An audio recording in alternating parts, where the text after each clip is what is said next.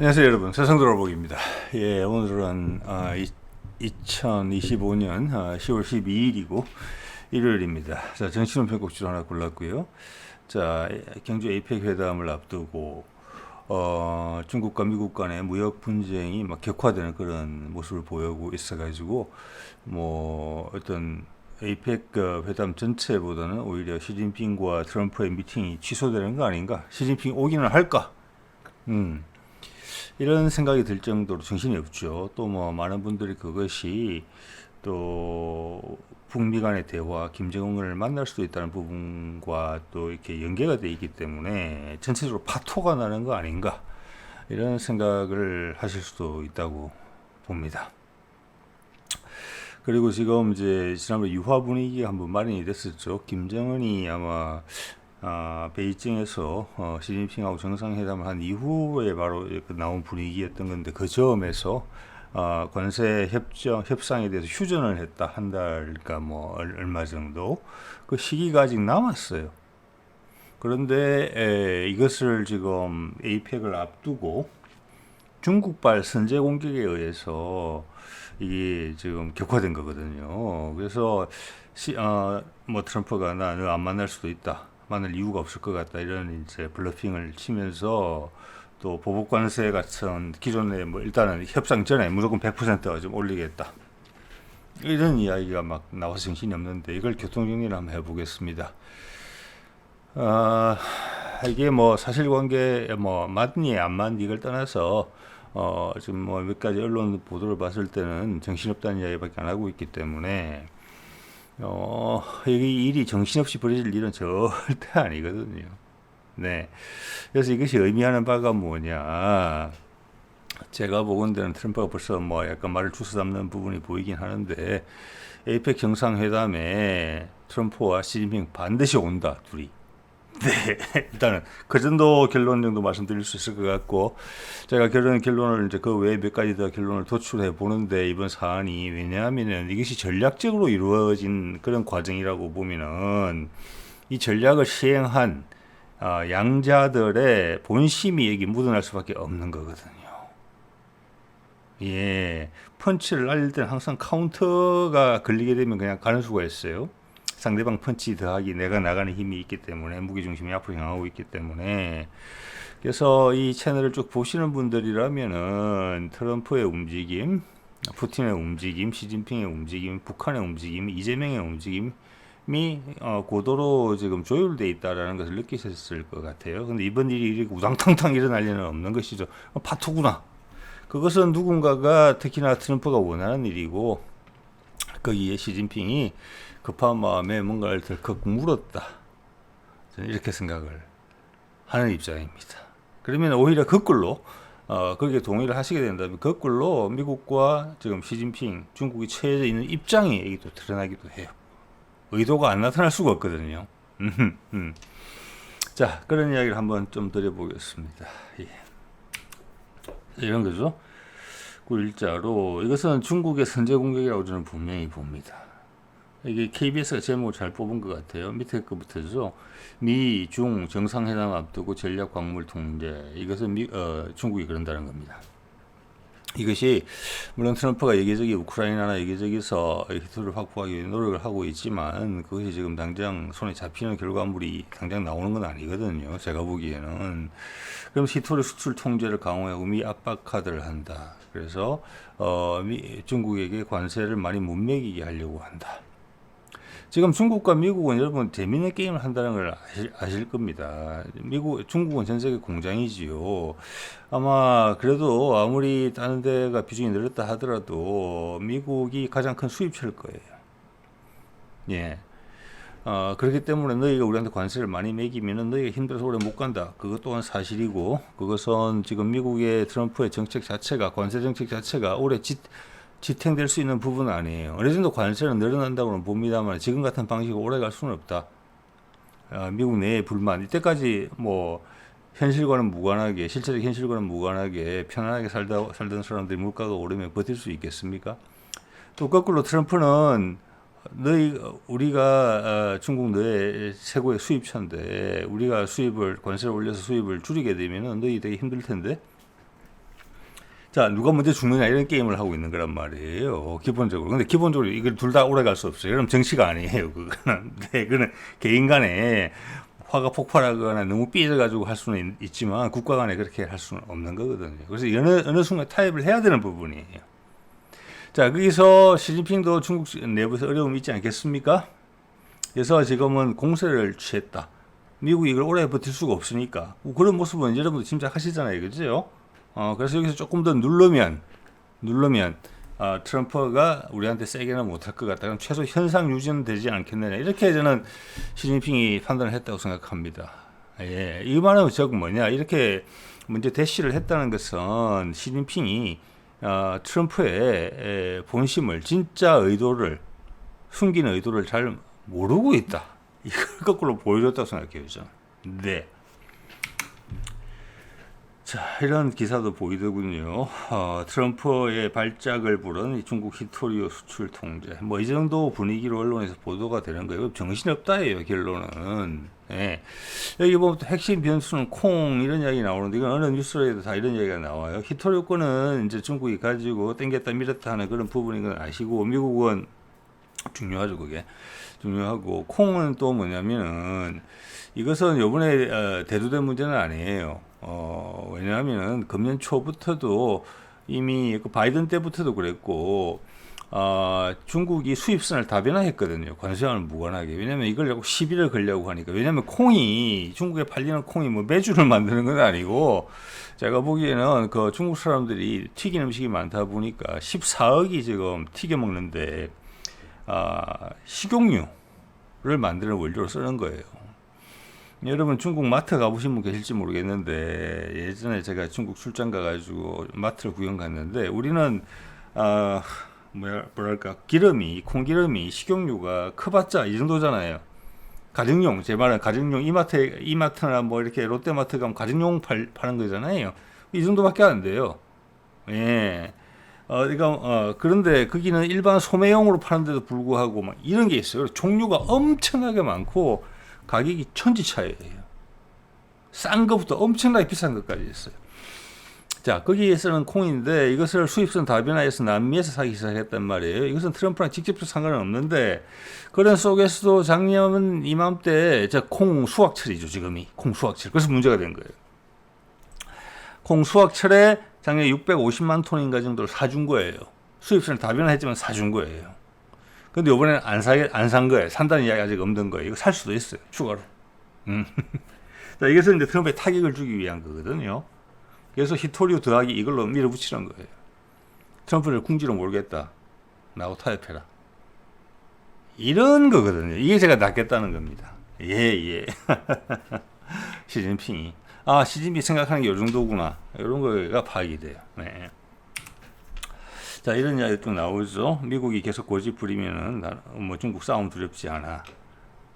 자, 이것이 싸움의 전체 그림이 아니고 싸움 전체 그림의 한 부분밖에 안 돼요. 그것도. 예.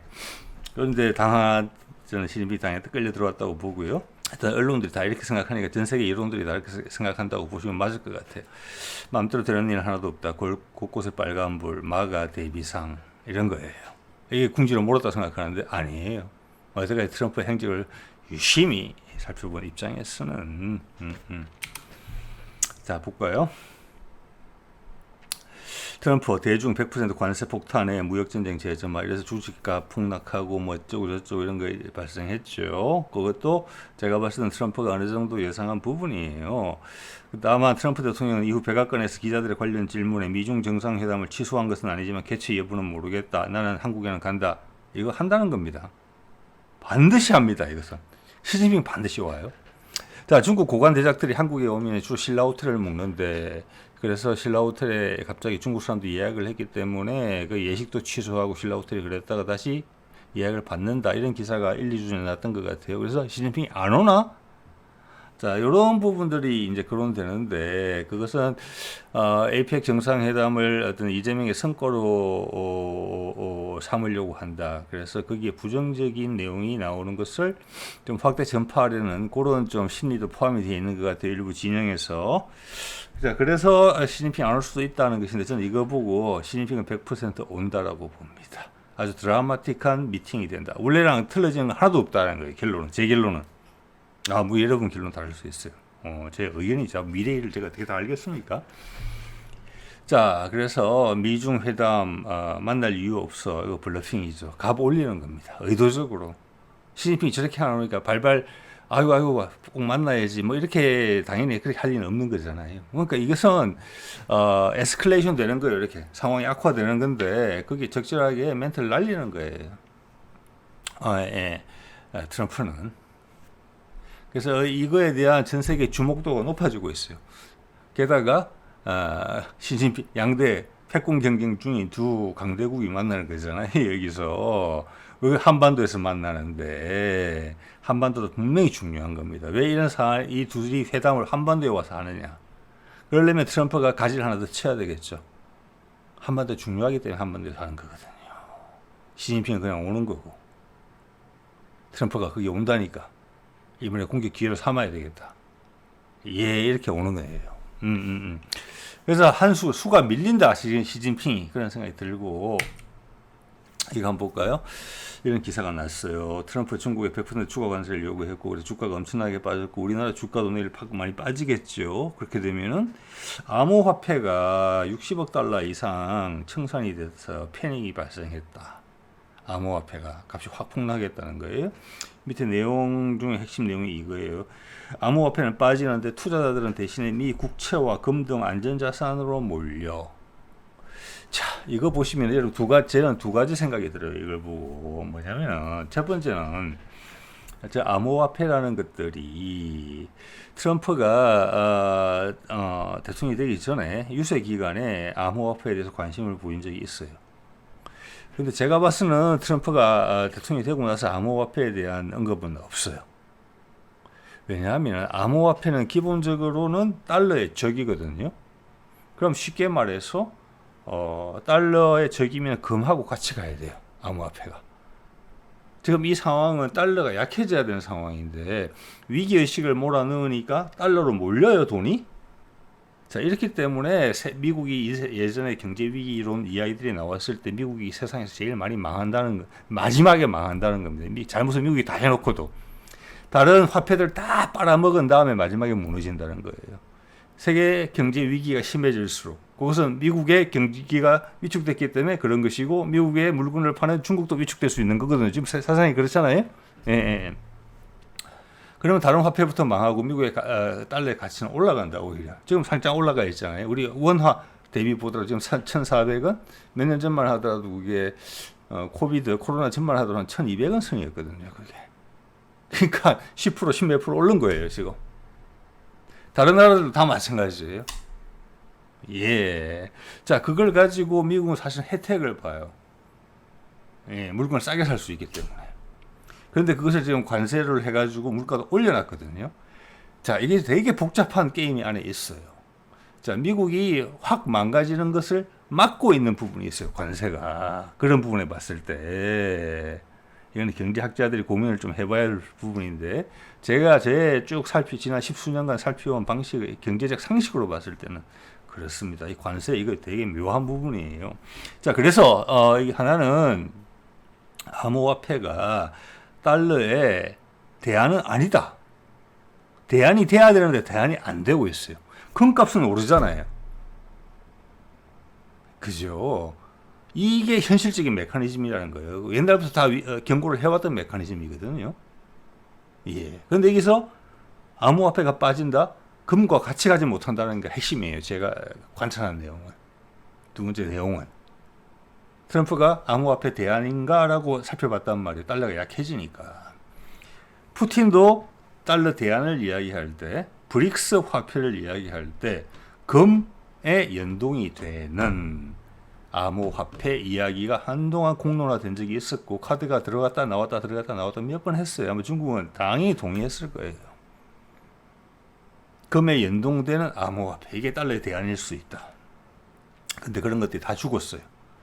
즉 암호화폐의 지금 이제 세상 돌아보기가 바라보는 방식으로 트럼프가 작업을 순조롭게 해낸다면은 암호화폐의 비전도 좋지 않다. 이게 지금 선택을 못 받았다 이런 생각이 드는 거예요. 여기 보시면 미 국채에 오르는 이유에 대해서 설명을 드렸어요. 금도 당연히 올라요. 지금 금과 달러가 같이 오른다고 보실 수 있어요. 이것을 어떻게 보면은 암호화폐가 동조하지 않잖아요. 예. 근데 이거 오래 갈 수는 없는 상황이에요. 그래서 제가 이제 말씀드리는 거예요. 암호화폐는 세계 리더들의 선택은 받지 못했다. 대안으로서. 달러가 그냥 간다. 지금 특히 달러가 주도권을 잃으면 안 되기 때문에 여기에 투자하는 사람들이 달러를 살 것이냐, 암호화폐를 살 것이냐. 제가 종종 언급드리는 유택의 자본이 어디를 선택할 것이냐 있죠. 돈은 한 우물에서 나오는 거잖아요. 정해진 곳에서. 예. 자, 금은 일단은 거래량 자체가 많지 않고 완벽하게 컨트롤이 되기 때문에 금과 지금 덩치 사이에서 암호화폐의 덩치 차이는 엄청나게 다르다고 봅니다. 예, 암호화폐는 시장이 열려 있잖아요. 그런데 여기서 암호화폐가 떨어졌다는 것은 좀 크다. 예, 이렇게 본다는 것입니다.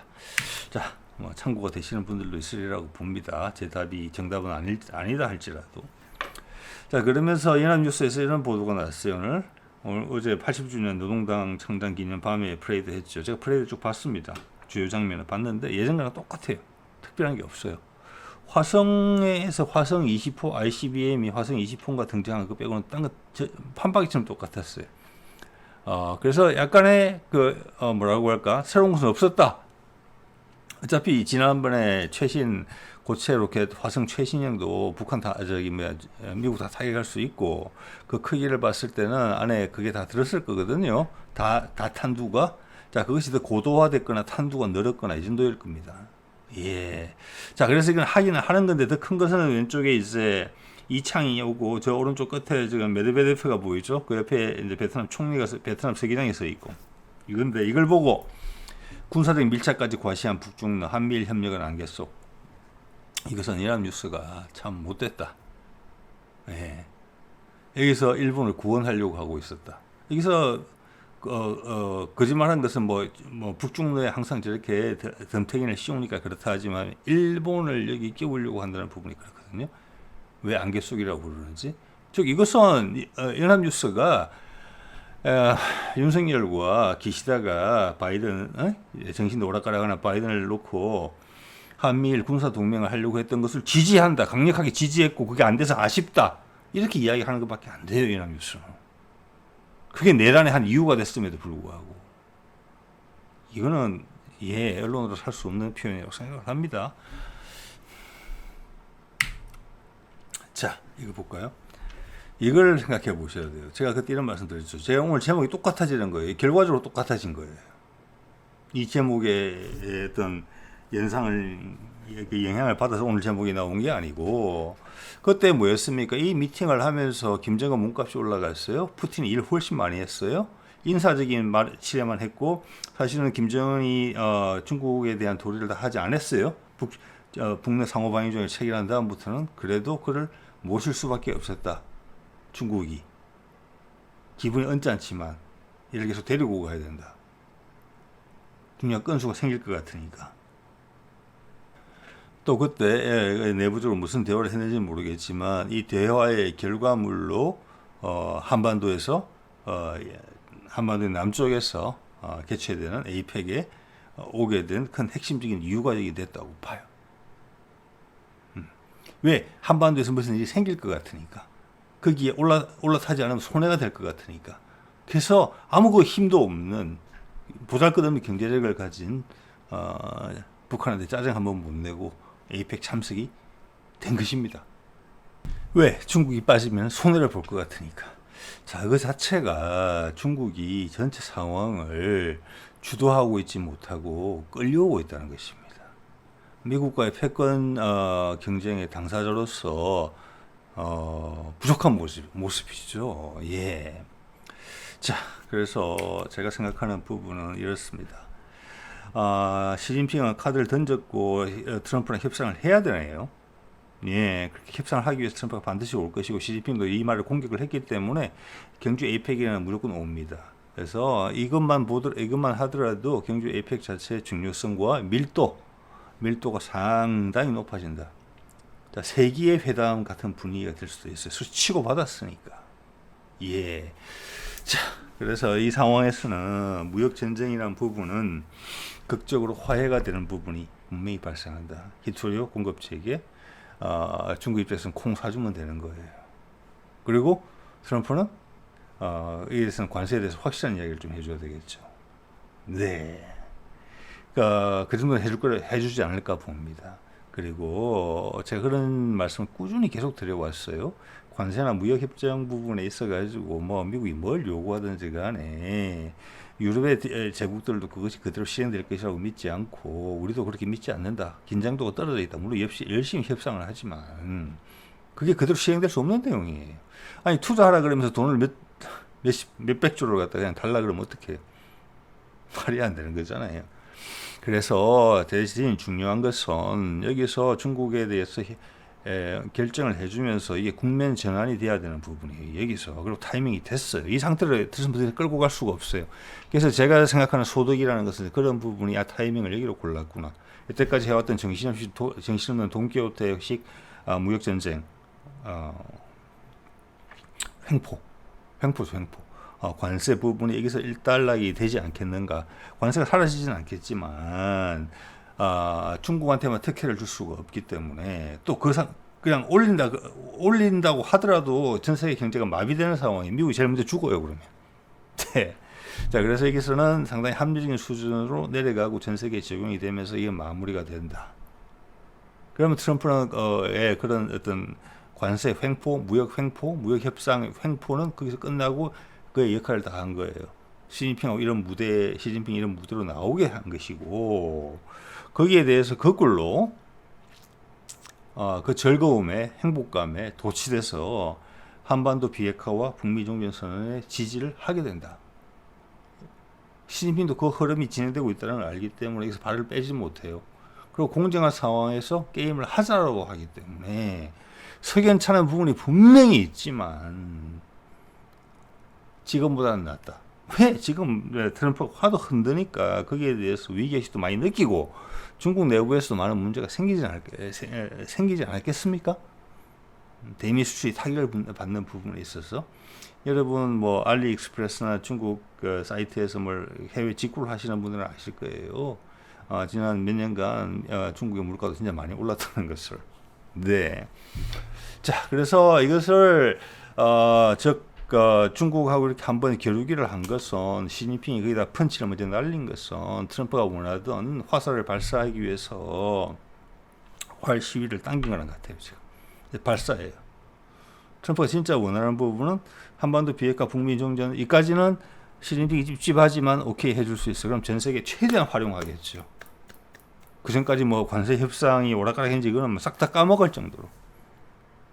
그럼 전 세계가 박수 치면서 한반도 비핵화 북미 종전선언 될 수 있어요. 그럼 다른 지역, 미국이 이해관계가 있는 지역, 중국의 1대1로랑 부딪히는 지역들, 뭐 몇 번 말씀드렸습니다. 이란, 파키스탄.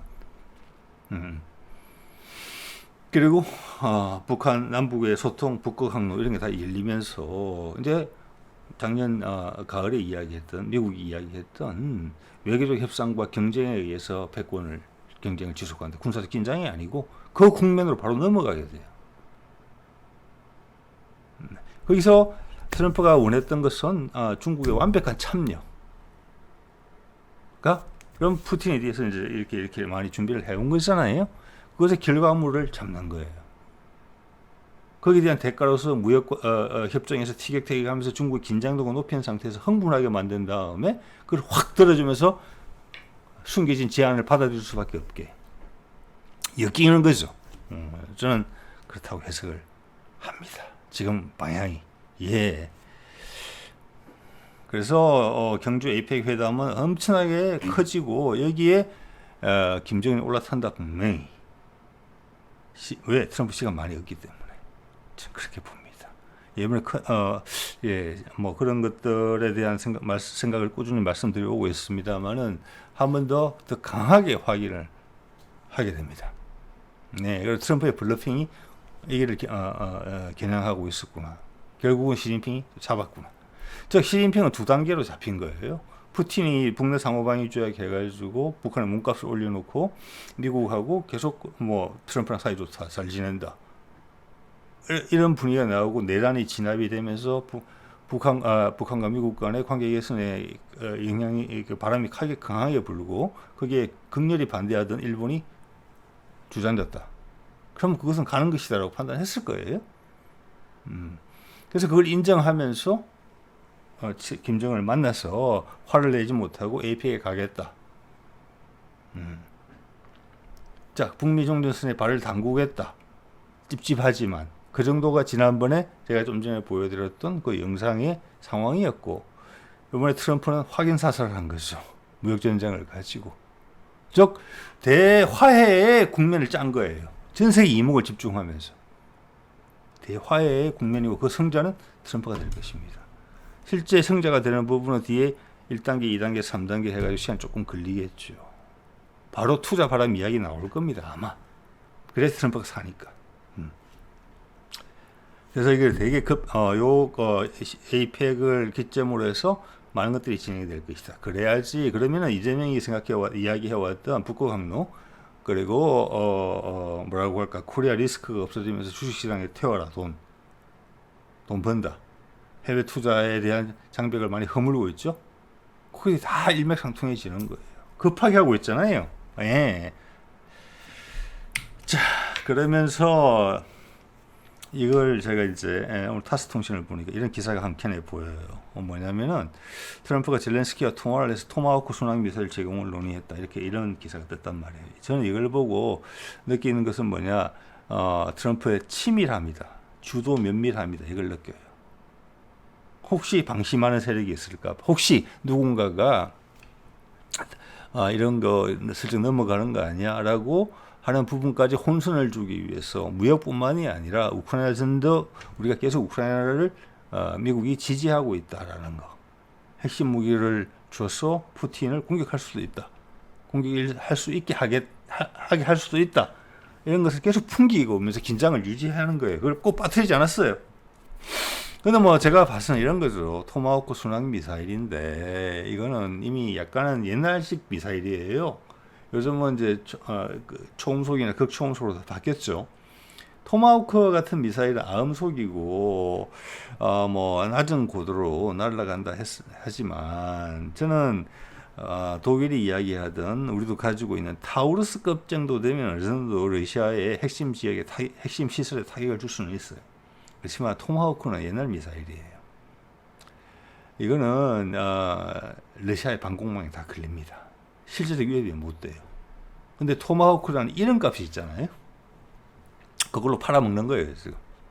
자, 이것은 트럼프의 주도 면밀합니다. 거꾸로 이것이 설명해 주는 것은 좀 트럼프랑 시진핑이랑 티격태격하는 것은 오늘 제가 말씀드린 그런 내용일 가능성이 많다.